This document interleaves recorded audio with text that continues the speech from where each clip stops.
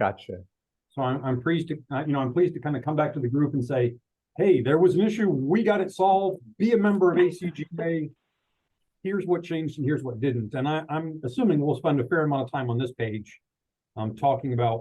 Just about a little month out, and we encourage you all to sign up as soon as you can. Registration is already open on the PGGNY website.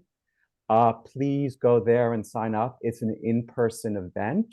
The first one with John Tidd in pre-pandemic, so about 3 years or so, and we expect an SRO crowd only.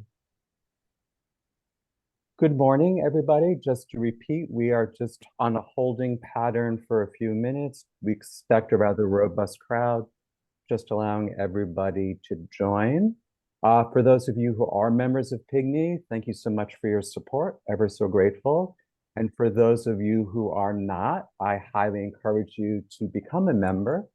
Its membership does have its benefits, including not have to be paying every time we have these webinars, as well as reductions in costs to sign up for our annual Plan Giving Day, slated for May 23, 2024. We're going to put in the chat link to our website for you to find out more information and to sign up. All right, it's 11:32. I think we can begin. It's not often, given how things are going in our nation's capital, that we get to hear good news from our lawmakers and legislation. But we do have some of that today, which I'm delighted that Dave Ely is here to share with you regarding charitable gift annuities and some recent changes to what's been going on in Albany after a long, I'm not going to say fight, but some maneuvering on the part of our partners at ACGA. Dave is a portfolio manager at Brown Advisory. He's based in Boston. And for our purposes today, he also serves as Vice President of Rates and Regulations Committee at the American Council on Gift Annuities. He's also worked with State Street and Smith Barney as a financial consultant, and we are truly delighted to have him with us here today on rather short notice to give us some important updates. I should also add that Dave told us before we got on the call with all of you that he gave a seminar on this about 4 years with a rather different, obviously, angle to it, and he's really excited to be here with us all today with some very important updates. Dave, very good morning to you and a big welcome, and take it away. And if I could just add, Dave will entertain questions throughout the webinar this morning. So please use the Q&A, the chat feature rather, to ask away as we move through the program. Dave, over to you. Awesome. Thanks, Austin. Not only will I entertain questions, I welcome them. So please feel free to ask me questions. So as Austin mentioned, right, there's good news in the state of New York, and I'm so pleased to be able to present it to you. The Rates and Regulations Committee is a subcommittee of the larger board of the American Council on Gift Annuities. So it's not just me as chair, there are lots of people that go into this. I would like to give a huge shout out to Diane Armstrong, who I see on the screen. As Austin mentioned, this has been a long fight with the state of New York. This goes back to 2019, and Diane, Dave Liebengood from Caspic and Company, and I made a trip to Albany and sat down. Diane, we spent, what, an hour with the actuaries in Albany, and during the course of that meeting, you could see the light bulb go off in their heads about charitable gift annuities. So I'm going to give a special shout out to Diane because she's instrumental in this as well. So I'm here to share the good news, but there are lots of people who work on the Rates and Regulations Committee as a part of the board. We also have non-board volunteers, Bob Kaufman, Dave Liebengood, Edie, Frank, and Kristen Jarda, and I'm sure all of them need no introduction. But let's get in. So today I'm going to talk about New York, changing the regulations, and then I'll kind of go over the gift annuities, the payout rates, how we set the rates or suggest the rates, and what are the inputs and kind of what are some of the challenges. Lots of the board at ACGA are fundraisers like yourselves. People are asking about when rates are changing, and I'll tease that a little bit. I'll give you a sneak peek into some of that. So, in the state of New York, for many, many, many years, the state published maximum allowable discount rates to be used, which then converted into maximum payout rates for gift annuities. Because New York was publishing a rate once a year in September, and the rates were generally higher than ACGA rates, there wasn't really an issue until 2019, where the department moved to a VM22 methodology, which started setting quarterly rates for gift annuities. And New York rates are gender specific. So there's rates for men and there's rates for women. And because of the quarterly resetting, it costs a lot more for charities to do the fundraising. Creates lots of confusion. Should I use ACGA rates? Should I use department rates? And so when Diane, Dave, and I went to meet with the actuaries in New York, we found out that the actuaries hadn't intended to have charitable gift annuities wrapped up in the much larger effort that they were trying to do with commercial annuities. But a legislative change was needed to change the code in the state of New York.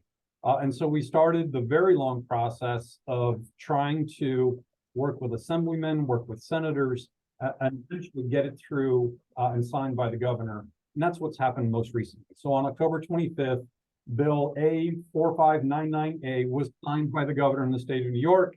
It becomes effective on 90 days hence. And so the effective date for the new bill, or for the new law, is January 23rd, 2024. Victory. Now, what does the new law mean? So I want to go through what has changed and what has not changed. So what has not changed is that the New York Department of Financial Services still maintains the ability to set maximum payout for gift annuities and also to regulate around those rates. They were not willing, and I can understand it, hopefully you can too, they were not willing to say, hey, charities can use ACGA rates, right? They wanted the ability to continue to regulate maximum payout rates for gift annuities. The New York rates and the ACGA rates are based on the 50% residual. So if you have a donor who gives $1 million to your organization, when he or she passes away, your organization should expect to get $500,000 back. And the rates are also based on, New York rates and ACGA rates are based on currently available mortality tables. So right now we're all using the 2012 IAR table, right? So what has changed? So with the new legislation, the rates as published by the Department of Financial Services are unisex. So it's the same rate for a man, same rate for a woman. So that's great and simplifies the rates completely. The new rates are based on easily understood and easily observed market inputs. So the department is going to look at the yield on the 10-year treasury on April 30th and October 31st, add 200 basis points or 2%, and that will become the effective discounting rate or rate of return that will go into effect on July 1st or January 1st. So in this instance, on October 31st, 2023, the 10-year yield was at 4.9%. If we add the 200 basis points to that, we get to 6.9%. So that will be the rate that they use to set their maximum allowable payout rates in the state of New York. For comparison, the current ACGA net return assumption is only 4.25%. So ACGA rates will be substantially lower than New York rates. And only in the very lowest of yield environments do we ever expect ACGA rates to be higher than New York Department of Financial Service rates. So I think it's a win-win for charities. New York charities can rely on ACGA rates and use them across the board. You can also rely on ACGA rates to do the joint life calculations and deferred gift annuity charitable calculations, because our rates are generally lower than the New York Department of Financial Services. So it's great news. ACGA has developed a great relationship with the actuaries in the state of New York.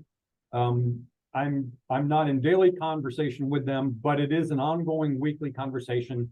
And what ACGA is trying to do is to take the relationship that we've built with the state of New York to the NAIC, which is the National Association of Insurance Commissioners, so that we can broaden our reach, broaden our education, and broaden our impact on behalf of ACGA member organizations to really drive value for the organizations that we've worked with across the country. So if you're not a member of ACGA, please consider joining and supporting the work that we do on behalf of charities, not only in New York, but across the country. So I will stop there because I'm sure there are some questions.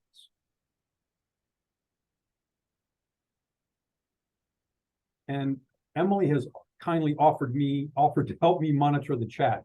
So if you want to ask a question and you don't want to come on screen, you don't want to, use your microphone, feel free to type it into the chat as well.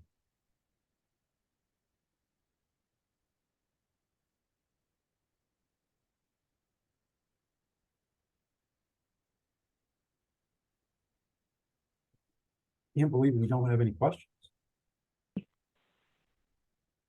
And I either explained it so well or everyone is just ready for lunch and I'm the only thing standing in between you and lunch. So the question that I had for the department is, okay, so the law goes into effect 90 days. So it goes into effect on July 25th. I'm sorry, January 23rd. What are charities supposed to do between the December 31st and January 23rd, right? Because that is a little bit of an unusual period. The department is going to publish new rates for those 23 days in the first part of January, looking at rates that are available at that time, but they will be ready to go with rates based on the new methodology as of January 23rd, 2024. So those rates will be out there. There is a link to the New York Department rates on the ACGA's website. If you go into the state regulations section, you can link through to those rates, and I'm happy to help people walk through those rates.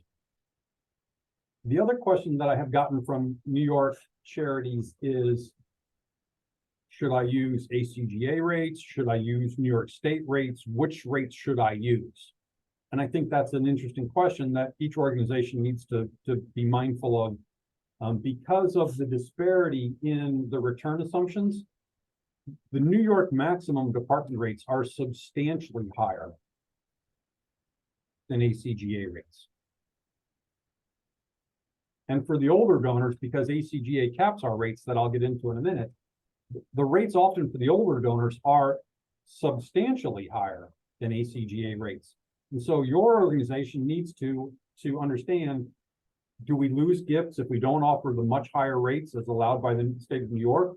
Or do we put our charity at risk because we've offered rates that are too high? And if those donors outlive their life expectancy, it puts substantial risk into our gift annuity pool. That's a question that I can't answer for you, but I'm happy to have that conversation if there are further questions. We would urge all organizations to use ACGA rates because we feel comfortable in the methodology and we feel confident in our mortality assumptions and our ability to cap rates for the older beneficiaries. Dave, thank you. We have a couple questions. The first is, well, we have a few questions. The first, just a general question is, do the rates reset every 6 months? Like, do they change substantially every 6 months? And are New York State and ACG rates the same for singles or couples? How does that work? Yep, good questions. So yes, the department rates will change every 6 months. And how often to the ACGA? We change our rates as needed. So there was a time between 2008 and 16. Well, we didn't change rates for 8 years because we didn't need to, because the 10-year treasury didn't move substantially. And so we didn't need to change rates. But when we get a year like 2022 and 2021 and 2022, when the Fed is hiking rates fairly substantially and rates are moving higher quickly, we will change rates as often as need be to make sure that we're offering good rates for the donors, but also actuarially sound rates for the charities. Now, if for those of you on the call, you know that typically ACGA changes rates January 1st, July 1st if we need to, but we do have the ability to change rates off cycle, and we continue to look at methodologies to make sure that we are providing substantially actuarially sound gift annuity rates. Thank you. And as far as whether how the New York State and the ACGA rates are the different or the same for singles or couples, how do those interact? So because we're using kind of the same assumptions, right? So we're using the same mortality tables, we're using the same unisex rates. The only kind of variant in the two is that return assumption, right? So if ever the 10-year were to drop to a level where our return assumption and the department's return assumption would be close, that's when you might find similarity in the rates. But because right now the rates are so substantially different, or will be so substantially different, ACGA rates are generally going to be lower than New York State rates. So I don't know if that answers the question, but I think hopefully it does.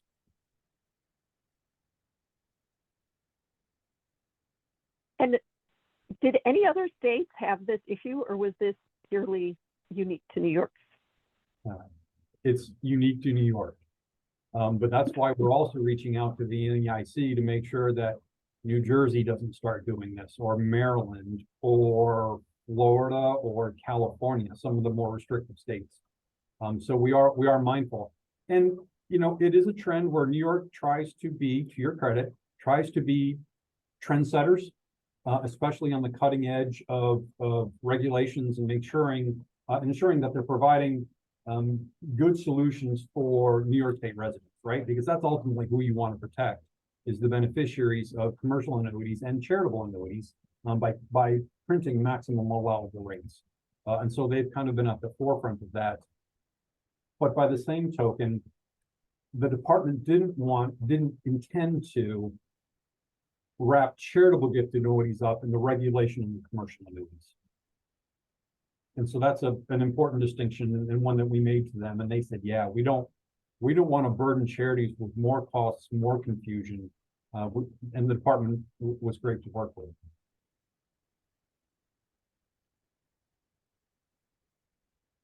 That is good to know. Thank you. All right. Do we have any other questions out there about charitable gift annuities and rates? This is Jim Murphy from the Episcopal Church Foundation. Great work, Dave, and all the folks who are involved. But the problem was, right, that they looped in the charities into this. Could they make that same mistake again? And like, that's my concern always, that we could go back to where we were, where all of us were taken by surprise when that happened. So I don't want to say no, it could never happen again, because obviously it could, right? So I won't name the person, but someone called me about 18 months ago and said, hey, Dave, as a department, we're thinking about changing how charities have to account for the bonds that they hold on their balance sheets to offset these reserves. You know, we want to go from a mark-to-market kind of model to a mark-to-cost. And I was like, oh God, don't do that. That would be horrendous, right? So Jim, to your question, I think it's part of that relationship building that ACGA said, you know, maybe we stepped away from New York too far. Maybe we need to be back in touch with them. And that's why we as an organization at ACGA are trying very actively to be involved with NEIC so we can head off some of these issues ahead of time. So that insurance commissioners understand if you change regulations on commercial annuities, that's great, but doesn't that have downstream ramifications for charities? And no good regulator is going to want to impose more costs and more confusion onto charities for trying to do good work in the communities you work and live in. So a little prayer would be necessary as well throughout this as well. Prayers, meditations, yes. Thank you, Dave. Thank you. Juju, yes, all of that. Okay. It's too bad we got looped in, but thank you, Dave. Well, it is too bad. And you know, it was frustrating for me that it took so long to get the legislation done, because this is a win-win-win. And, you know, the assemblymen and the senators that I talked to said, we never pass legislation that has the buy-in from the departments, right? And so the department, I think, was kind of behind the scenes calling people to say, yeah, this is a good idea, let's do this. Because the department doesn't publish joint life rates, they only publish single life rates, and they didn't want to be in the business of publishing joint life rates. And so they really saw this as a chance for not-for-profits like the ACGA to step into the middle, provide good work, and they felt comfortable with our methodology and yet at the same time retain their regulatory responsibility to be able to regulate. So it was a win-win-win.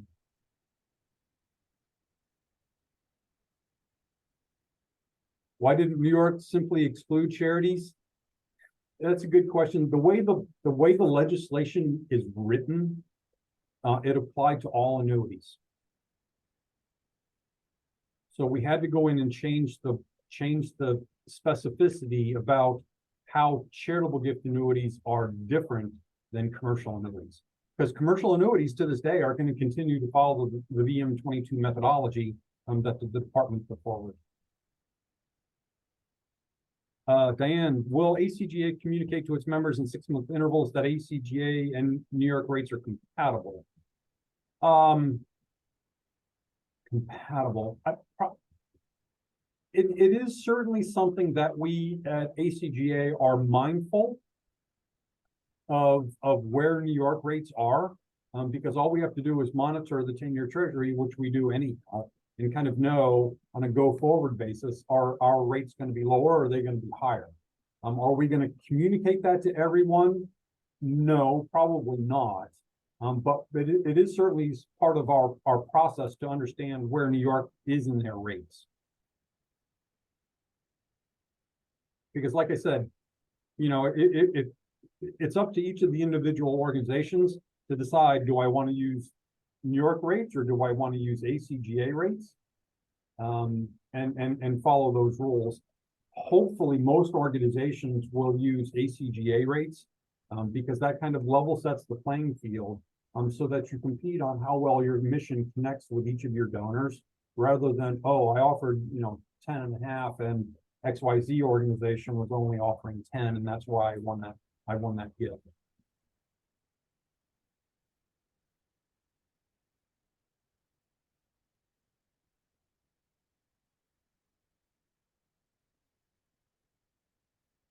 Wonderful. Thank you so much. Do we have any more questions? Did Dave do? You just did such a fantastic job. You covered all of the details. Well, I covered all everybody was wondering about the New York question. So, you know, let me spend a little time on the rates, kind of the inputs to the rates, because I think that might be helpful. And then I can talk about, you know, what's coming up. So the rates committee, as I mentioned, right, we try to balance, make sure we get good payments for the annuitants, but also that it's a good gift for charity, right? You know, we don't want to see charities use ACGA rates, follow our best practices kind of guidelines, and have gifts that go amok and have to move general endowment assets into the charitable gift annuity pool. That's not a great solution. So, you know, as we've talked about, there are three kind of three things that go into the gift annuity contract. One is that payout rate. We've kind of talked about that. The other is the life expectancy of the contract. And then the third piece is the charitable residuum. So if we were to graph our target residuum, everyone understands this 50% kind of nominal value, right? So the donor makes $1 million gift, you get $500,000 back. But as I said, we do cap our rates at age 90. We also tilt them down slightly for the younger annuitants.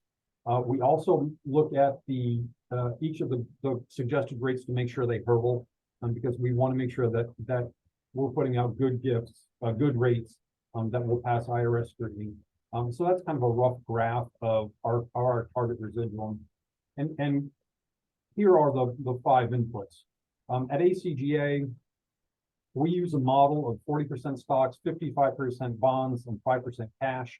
We think this is an allocation that all charities across the country can follow.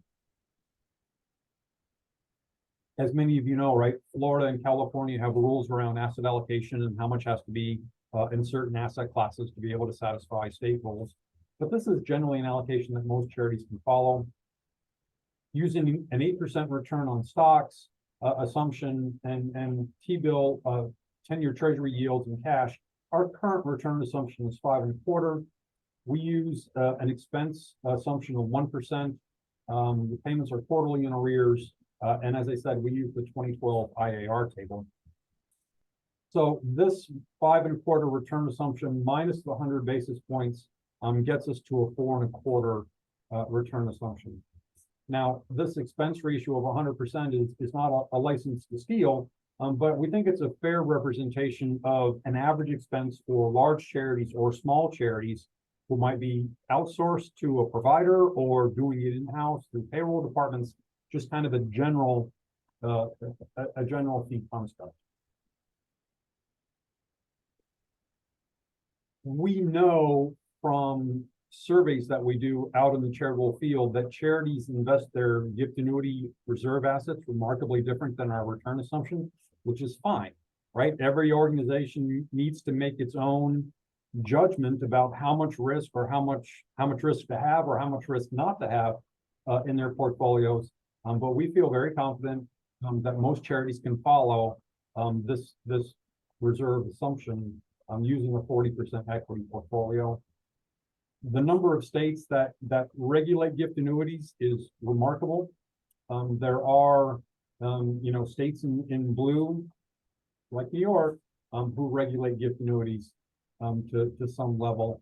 And again, we're trying to move most of these states to the gray kind of category, so that charitable gift annuities aren't necessarily regulated as they are in places like New York, New Jersey, and in California. So to move on, one of the most pressing questions we're getting from charities now is ACGA going to raise rates? And the answer is not now. We reserve the right to change them potentially in the future. This is a graph of the 10-year treasury, and it's remarkable because I put this chart together on November 6th. Right, so then November 6th is 3 days ago. It's Monday. The 10-year treasury was at 4.9%. Today it's at 4.53. So interest rates have come down rather substantially, even in the last 3 days. This is a much longer term chart. So when we were talking about when does ACGA raise rates, you can see that from roughly 2008 into 2016, yes, rates moved a little, but they didn't move substantially in that time period. And so ACGA didn't change rates. We changed them here in 2017 and 2018, and then we were drastically reduced them as the 10-year treasury went down to 0.5% in the height of the pandemic. And then as the Fed was raising interest rates, we raised them rather substantially. But the 10-year in the last 6 months has traded between 4 and 5%. And so it hasn't yet hit our threshold where we need to potentially change rates for charities. So the rates that are out there now, the rates that are in the software providers, are the rates that I would use through year end. So I think you can rely on those rates.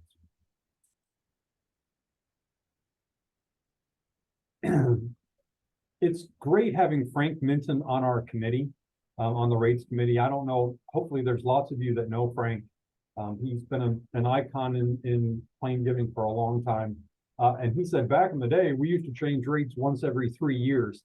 And you can see that between 1927, when ACGA started recommending rates, and probably into the late 90s, rates didn't change all that often.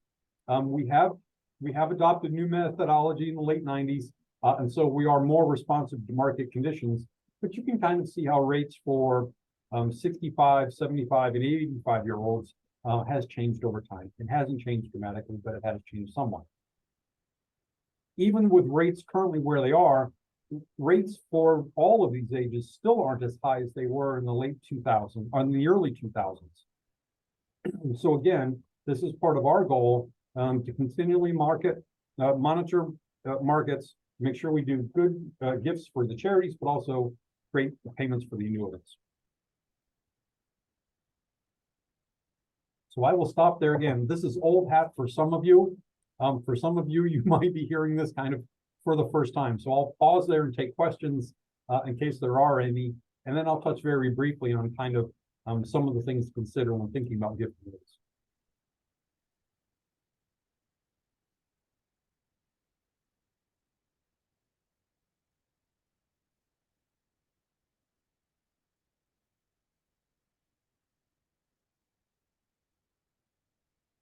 All right, I will power forward. So what are the challenges of gift annuities? Well, the returns are challenging. Oftentimes, the timing can be challenging, and then longevity. I was talking to a church in New England recently, and they were thinking about starting a gift annuity program. And I said, well, if you do that, you can advertise that if you do a charitable gift annuity, your donors are going to live forever, because they do, right? We know charitable gift annuitants outlive the general population. ACGA recently wrapped up what we think is the largest mortality study of charitable gift annuitants.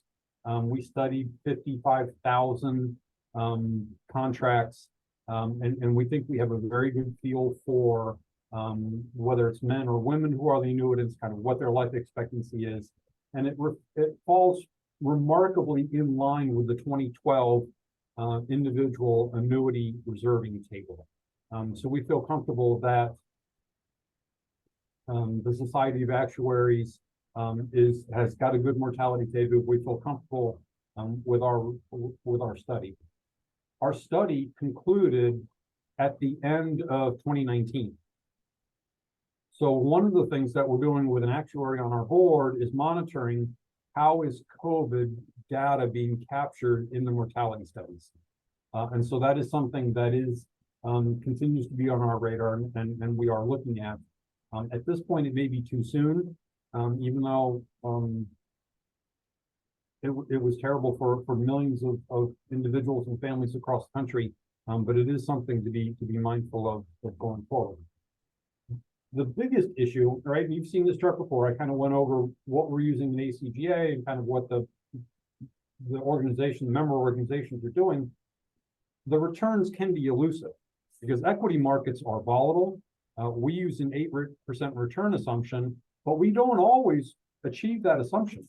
And you can see in 2022, it was a challenging year for our portfolio, our model portfolio, but it was much more challenging for charities portfolios generally. So we want to be mindful of that, but we've only missed return expectations in 9 out of the last 22 years. So when we ask charities, what are the residuals you're receiving? Most charities receive residuals of anywhere between 70 and 90% of the original gift. So we feel fairly comfortable in that over the long term and over the long haul, if you have a well-diversified, well-established pool, you will continue to do well despite the market volatility. Part of the other challenge is the timing of gifts. because the sequencing of those returns can be challenging. So what I've laid out here, and many of you have seen this before, right, is 3 return streams. Over the 10-year time period, they are all the same. This contract 1 starts out with down 12 in the first 3 years. Contract 3 starts up 30 in the first 3 years, and then I flip them. So one ends up 30, the other ends down 12, and the timing makes a huge difference because the gift that did well in the first 3 years rises rather dramatically. And even though it sells off in the last few years, it remains well ahead of the previous gifts. And so the sequencing of the gifts is important. And so I would urge you and your organizations to continue to bring in new gifts every year, because that helps to diversify the timing and the sequentialness of the return streams. As an investor, I geek out on all this stuff. I know lots of you don't, but I think it's important to mention, right? And this is real data, and pensions struggle with us all the time. So I think it's important for you, when you talk to your finance officers, to be able to say the best way to kind of improve the health of your overall pool is to continue to diversify your donors by when they make the gifts, but also broadening the donor pool. I've kind of already touched on the life expectancies. We know that people are living longer from their dates of birth, so that's nothing new. And this is more information about our mortality study that we recently wrapped up, and we found that the current blend of 45% women, 45 men, 55 women was the best fit to our mortality study.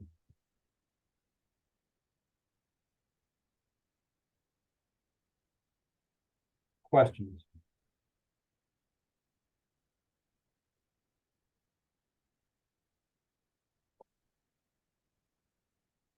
And we did have a question pop up about the annuity tables, but I think that you just answered it. So that is terrific. Does anyone else have any other questions?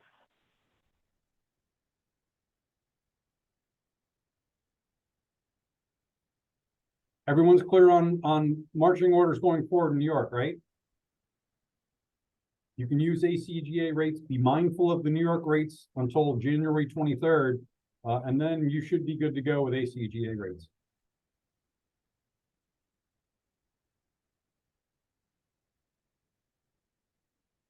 Any other questions? And if not, I can give everyone 22 minutes of their day back.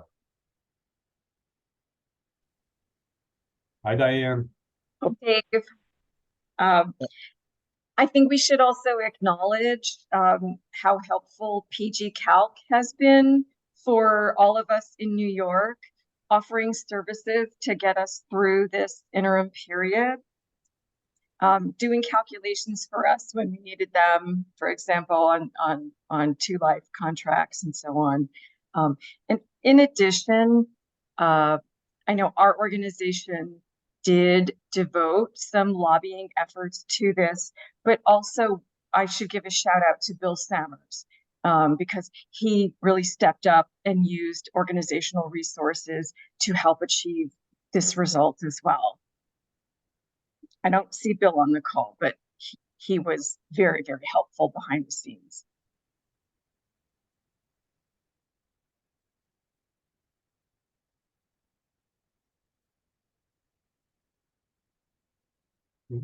No, thank you, Diane, and you're right.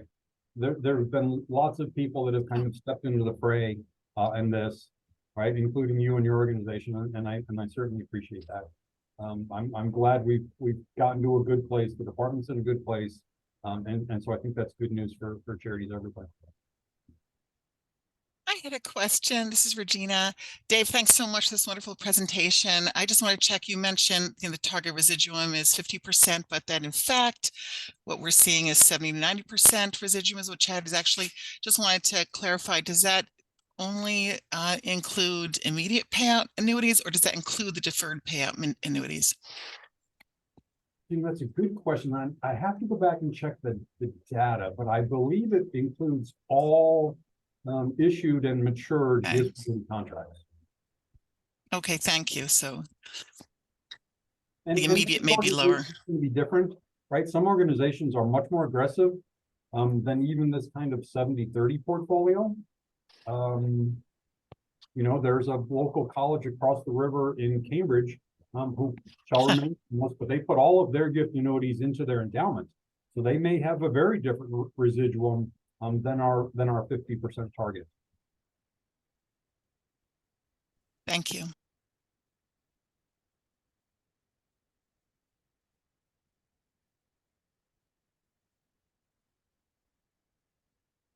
All right, Emily, Austin, do you want to wrap us up?